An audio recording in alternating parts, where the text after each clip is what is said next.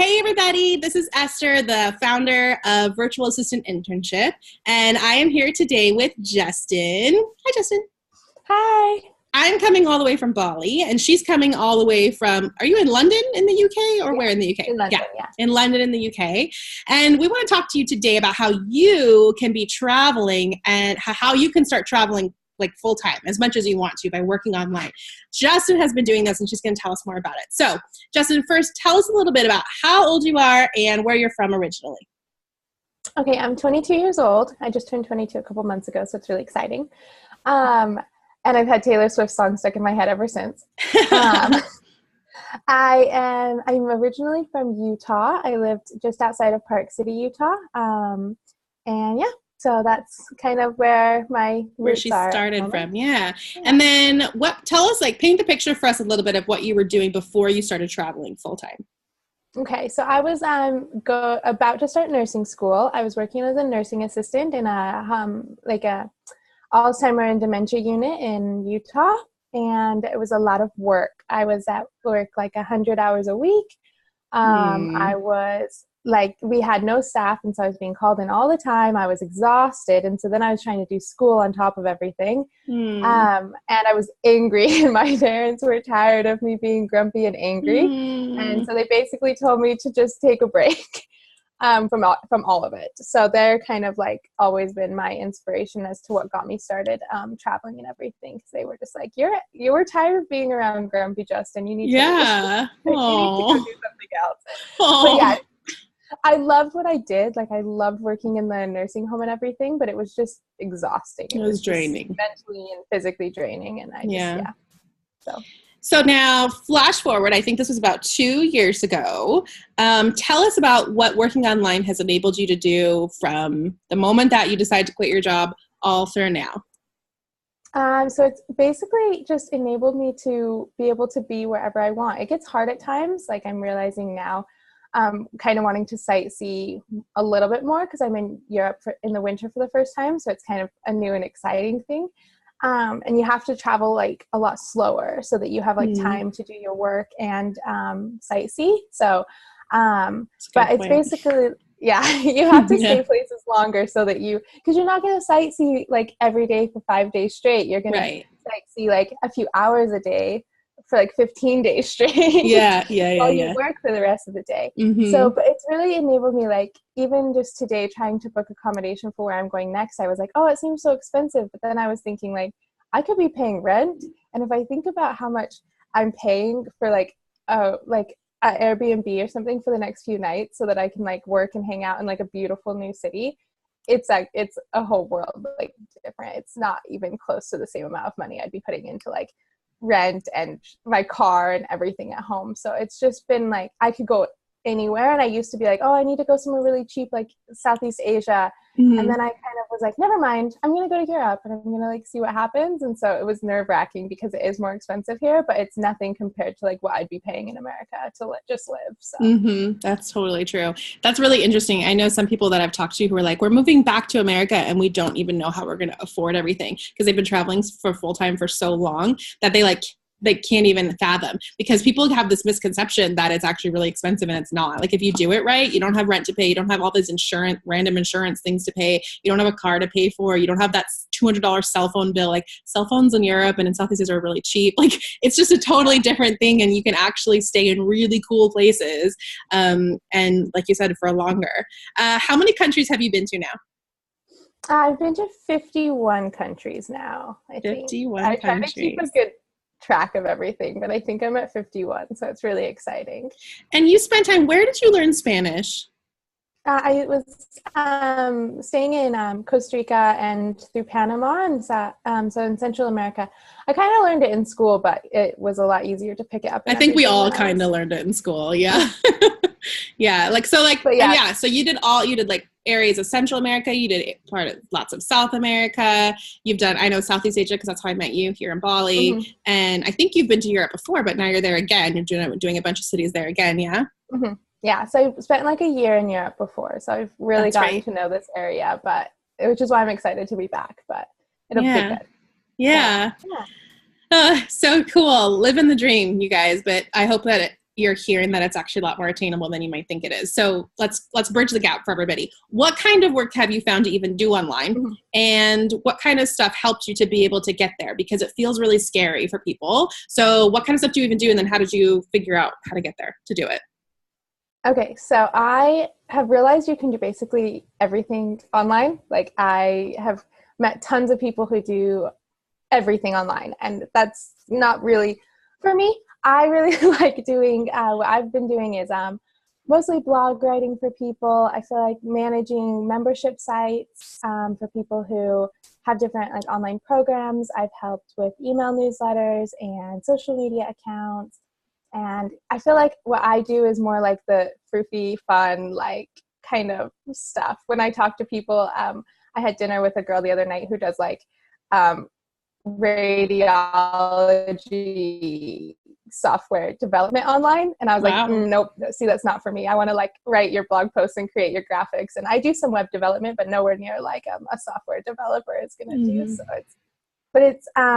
it's not, it wasn't easy always to find work. And that's where like Esther comes into everything, because it's kind of like a little mushy, but I was in Bali just recently when I met Esther, and I was like broke. I kind of like reached my end. I was like, I have no idea what I'm going to do. I have no idea where I'm going to go. And basically Esther took this hot mess here and was like, I'm just going to dog sit, and I have an empty room if you want to come and dog sit with me. And I was like, yeah, dog sitting. Yep, it's going to be great. And it was kind of like, you can stay for a few days while you figure things out. And we ended up spending like the entire month together. And it was the like, best month ever. And that's when I got introduced to like the 90-day VA and everything. Mm-hmm. And that's when I realized that like I could take what I was already doing and actually like do more. And like, because before I was working, but it was just kind of like meh, and it was kind of like, here's $5, and I was like, that'll buy me dinner, thank you, I'll do 100 hours of work. Mm-hmm. Kind of like I wasn't forming any sort of like work relationships where work followed through or where people like rehired me. I wasn't doing anything constructive to like build myself up as a freelancer. I was just kind of doing like odd jobs, which I kind of do now, but in a more professional, like contracted kind of way. Organized way. And so Esther was kind of like my godsend. Like Aww. She was like, you need to figure this out, and you need to call yourself something, which I wasn't doing. And so I started like kind of formulating what I did, and she like really helped a lot with that. And so thank you. Aww. But so I think that's where it comes into it though, is that you just have to kind of be structured, and you kind of have to actually accept the fact that like you're a freelancer and that's what you do. Because I didn't really accept that. I was like, oh, I'm a traveler, that's what I do. But it's not, because travel, when it comes down to it, doesn't actually just pay the bills. So you actually do have to do work in order to live any life that you want to live. Yeah. And so it was kind of like without like the 90-day VA and without Esther, I just like would have gone home from Bali and probably be working in a hospital. But it's just because I had never bridged the gap for myself. I'd never actually just been like, all right, so I'm a freelancer now, and these are my jobs that I do. And like, so I work virtual assisting now, but now I have a name for it. Now when people ask me what I do, I'm like, oh, I'm a virtual assistant. And then they're like, oh, what do you do? And then I get job opportunities because people have never like heard of what I'm doing, and they get more excited. And so now I have so many clients that like 6 months ago I was crying on the bathroom floor in Bali. Yeah. And now I'm like going to Switzerland next week and not even worried about money. So it's just like, it's amazing what you can do when you just kind of like get a plan and a structure and something set up in place, if that makes sense. Yeah, no, totally. I think sometimes it's learning new skills because you might not have the skills. Mm-hmm. You had a lot of the skills because you've been doing them for your own personal blog. So you already knew how to do a lot of the stuff, but you did upskill, you did invest in upskilling a bit. And then it was like having some kind of an organization, some kind of a plan that I think was helpful. So along those same lines, what would you tell somebody? You kind of touched on it a little bit, but what would you tell someone that was like, I want to start traveling full time? That sounds awesome. I would love to just travel around the world and stay in different Airbnbs for like a few months at a time. Or that sounds like so cool, but I know I need to make money. What would you tell someone so that they could get started?